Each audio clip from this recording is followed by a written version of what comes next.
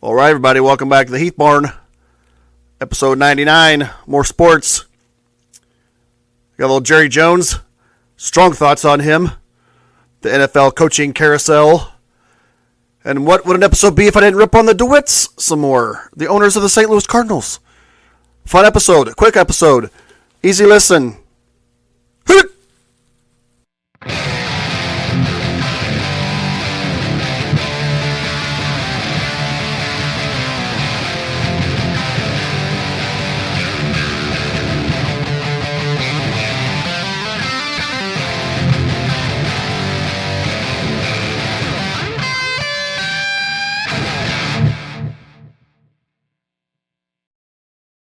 All right, we are back for episode 99. 99. Now, if you look at, for those of you that use like Apple Podcasts, Spotify, all that good stuff, it'll say like episode, 103, or actually all of them, Podbean, whatever, episode 103 or 104, something like that. Truth be told, I did 2 bonus episodes that I didn't count as actual episodes, but mainly, I didn't really know what the hell I was doing when I first started doing these, and I put like 3 of them out twice, and they counted those. So, this is episode 99. Now, it's also going to be more sports. For those of you that are like, man, it's been a lot of sports lately. Well, that's true, but if you just go back 2 episodes to episode 97, an exclusive interview with Cat Williams, and then also, I think episode 94, Christmas impersonations, improv laughter Christmas edition, where there's fun stuff. We did Christmas lists. We did all kinds of stuff. So, yes, a little more sports here lately, but episode 100 here coming up, as long as everything goes according to plan, is going to be a very special episode with some special guests. It will not be sports related, but it will be a lot of fun, as long as they show up. Haha, just kidding. But they've been here once before, and they're going to come back, and it should be a lot of fun. So, that will be episode 100 next week. But for now, let's talk about this one. I have more thoughts on all this stuff going on. And before I get into, the NFL coaching carousel and blah, blah, blah, there was something that I wanted to bring up real quick. Okay, Rams played the Lions last week. And Matthew Stafford, tough SOB, great quarterback, got hurt once, came back. Now, late in the game, he gets destroyed, gets sacked, okay? Gets hit high, gets hit low, everything. His hand immediately fingers kind of curl up, and his eyes roll back in his head when he's on the ground. Then he pops up real quick, grabs his ribs, and limps off to the sideline like his ribs are hurt, okay? At the time, it's kind of like, well, I don't quite see it, but, maybe that must have been what happened, blah, blah, blah. Now, this is what's juicy. And I was watching, Dan Patrick the other day, and this is how but as soon as he said it, I was like, oh my gosh, that's exactly what happened. So, he gets blasted. His fingers do that thing.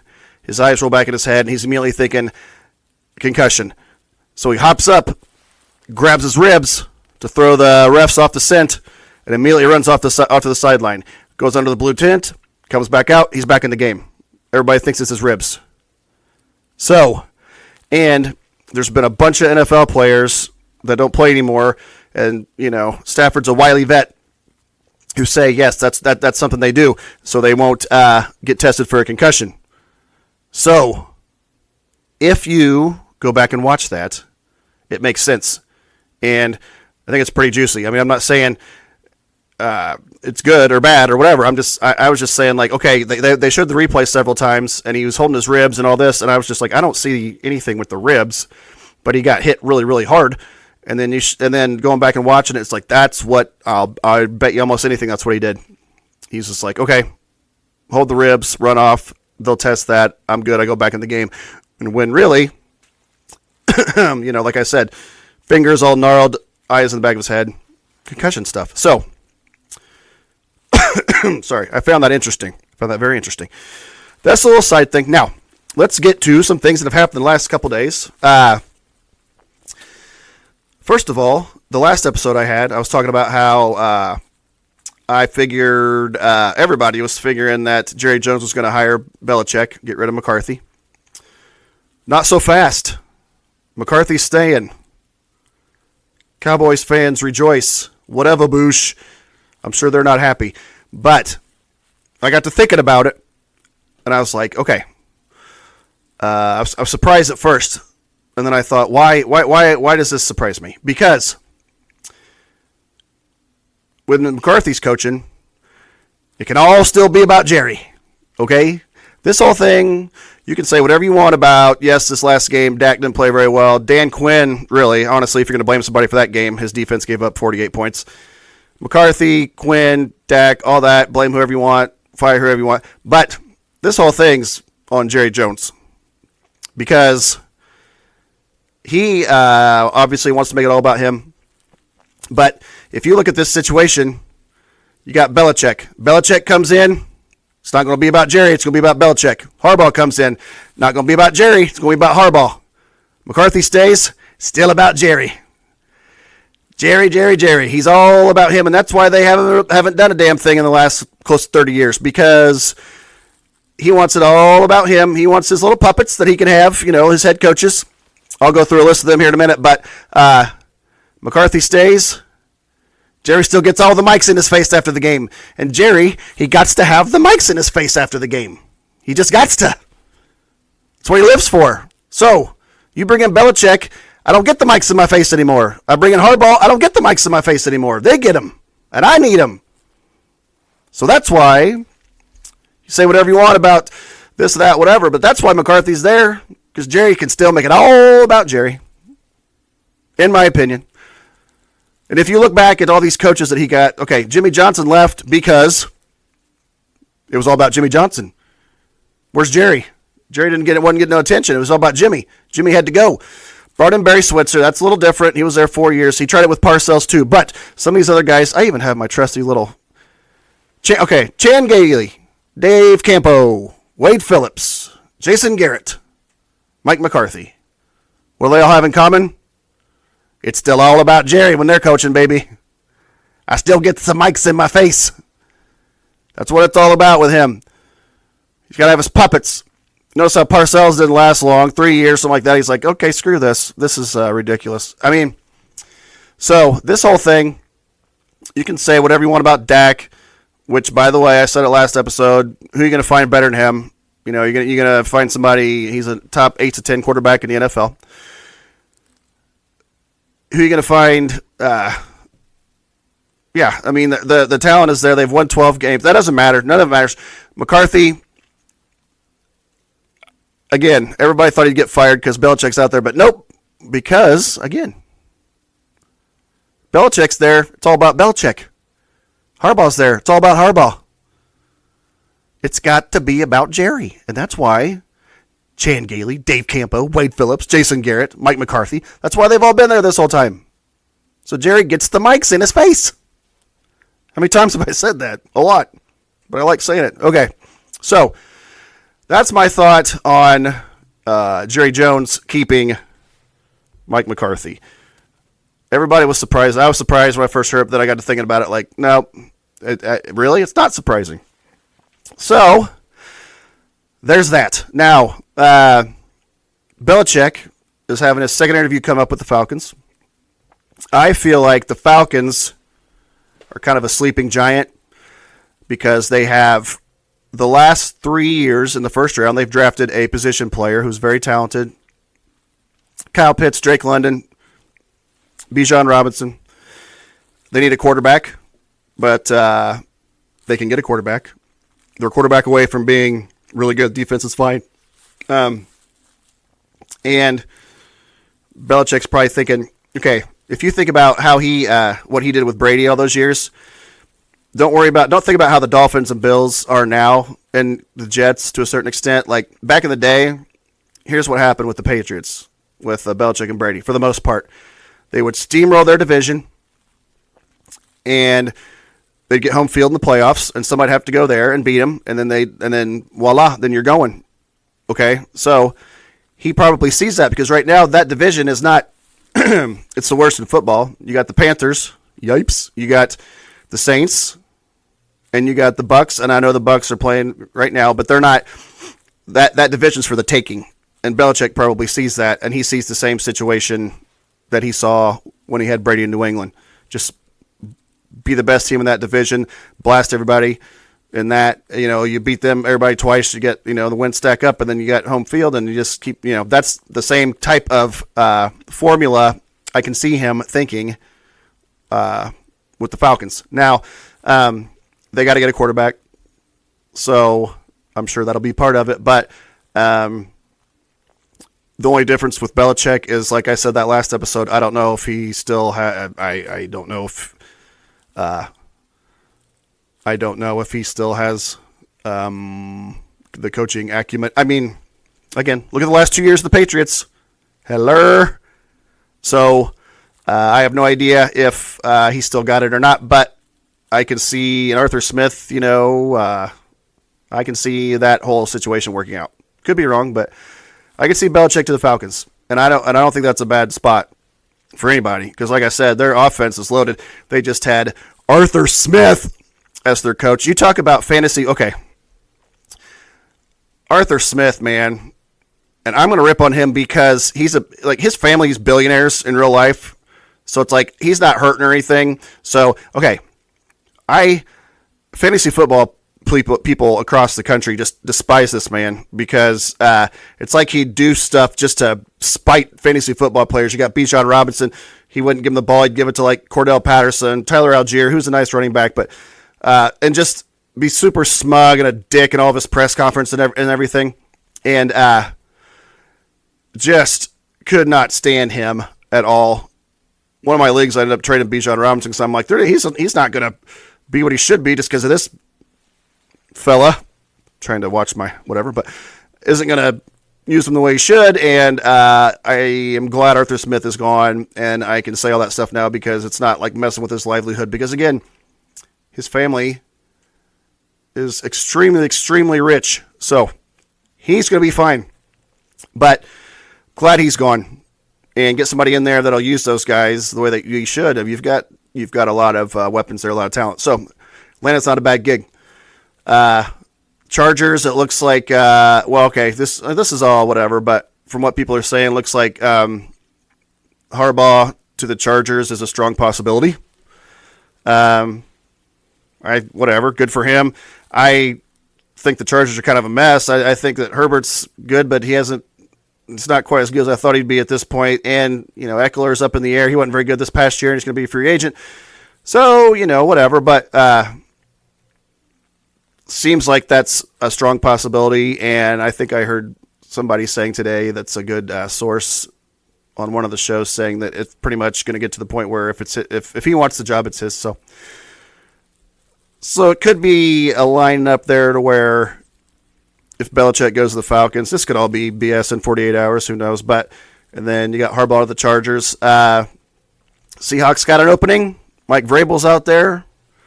Vrabel's got to get hired by somebody because he's a top 10 coach in the NFL. This has been for the last 6-7 years, so surely he'll get a gig somewhere. And then you've got, Commanders too. That's a sneaky good job because they've got weapons on offense. They need a quarterback. I believe they've got the second pick of the draft, and they've got like $80 million in cap room, so that could be a sneaky good job. That could be one that maybe one of the good up-and-coming offensive coordinators gets, like a Ben Johnson or something like that. I know his name's been mentioned a couple times.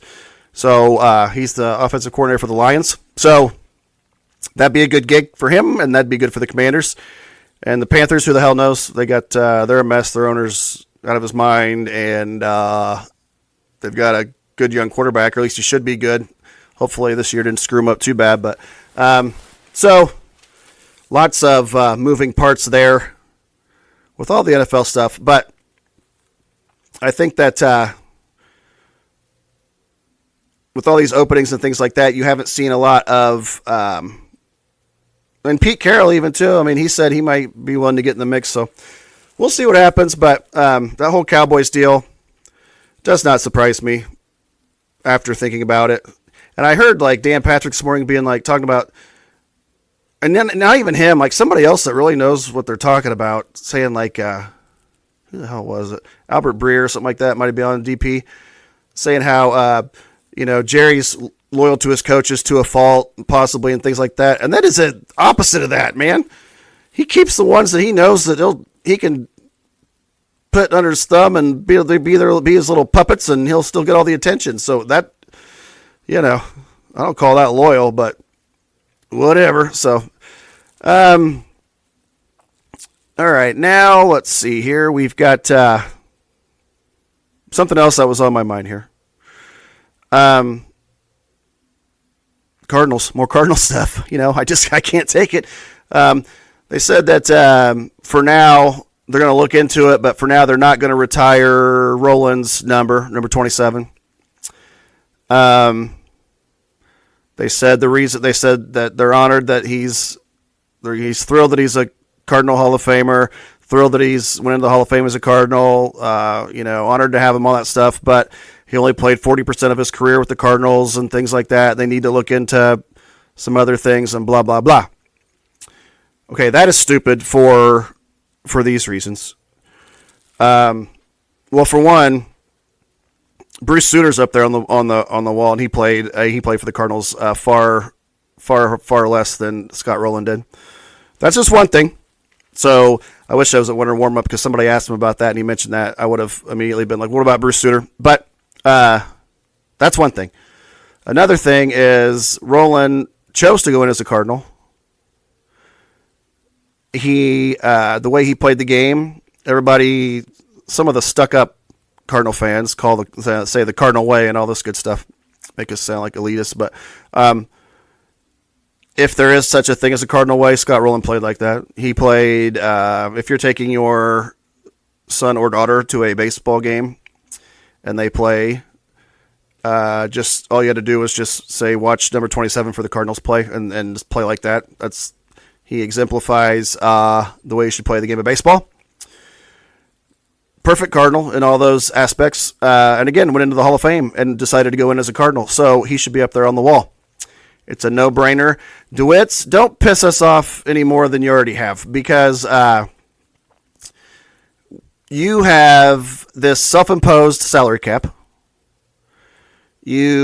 At the winter warm-up, I watched some videos, and you were a little smug about being 20 games under 500 last year, kind of like, well, it's just a one-year thing, and if it happens again, though, then we may have to see what's going on and all this kind of stuff. Not really acting like it bothered you a whole lot, and that's BS. Mike Matheny got fired in 2018 or 2019 for Bill DeWitt Sr.'s, or Bill DeWitt II. The old one. Just kidding. But he said, like, well, he's been over 500 every year, but 500 is not good enough in this town. We want championships. I'm paraphrasing, but that's what he said. And, okay, well, last year we were 71 and 91. And nothing. Crickets. So here we are, and they were at that winter warm-up just kind of saying, like, well, it seems like everything that could have went wrong did go wrong, and, we just BS like that, instead of saying, like, okay, it was unacceptable, we're going to do our best to fix it. They haven't increased payroll. It's a joke that they haven't increased payroll. They're not going with the times at all. And something else, too, the DeWitts, here's the thing, too. They'll sit up there and be like, well, we've got a model, and we've used for over 2 decades, and we've sustained it, and we've been one of the most successful franchises, and blah, blah, blah, blah, blah. Yes, that's true, but not anymore. It's passed you by. Everything's passing you by. You haven't done nearly enough. Last year, we're 20 games under 500. There's no urgency from you. There is an infuriating article from Yahoo, October of 2023, MLB's wealthiest owners. You know who number 3 is on that list? Worth $4 billion? Bill DeWitt. He's worth $4 billion, third most out of all the MLB owners. I'll repeat that. Bill DeWitt, in that article in Yahoo in October of 2023, was ranked as the third wealthiest owner in Major League Baseball, worth $4 billion. What do you think of that, Cardinal fans? I know that most of you have seen that, but for those of you that haven't, how do you feel now about these guys? Talking about how, being so frugal and everything, acting like they don't have this, and we're just the mid-market, we're just trying to hang in there with the big guys, but we can't, so we just got to draft and develop. That's the only way we can do it, because we can't afford any of these guys. It's a self-imposed salary cap. Self-imposed salary cap. It's BS. Complete nonsense. So, I guess I got slightly sidetracked with the Dewitts and all of their nonsense, but retire Roland's number. Put him up there on the wall with everybody else. Don't be turds about it. It's a freaking no-brainer. Back to them too, and I think last episode I brought up how Mo. I don't blame Mo nearly as much as a lot of people do, because he's not going to go. He's not going to get interviewed and be like, well, I wanted to do this, but the Dewitts won't let me do it. He can't do that, and I'll bet you that has happened so many times over the years. He got Goldie and Arenado, but they had to be highway robbery. He had to work and work and work and work to get them, but that's how we get our studs. It's not through paying for them. We get them here and we try to hope that they'll take a discount most of the time, but my thing, okay, from 1 to 10 with Mo, again, he's smug and things like that, so I get aggravated at him a lot, but 1 to 10, I'm about a 4 in my anger at Mo. Well, maybe a 5, but I'm like a 9 with the DeWitts, because it's getting old. It's getting old. If you want to keep all that money under your bed and not spend it on free agents, that's fine. But go to a team that where the fans don't really give a shit, because Cardinal fans do, and they're going to say like, well, look at our model, look how much we've won over the years, and this and that. But it's not the same. The game is changing. All these things are changing, and you're not. You're just sitting there counting your money and not doing anything. Expand the payroll. Jeez, I hate it.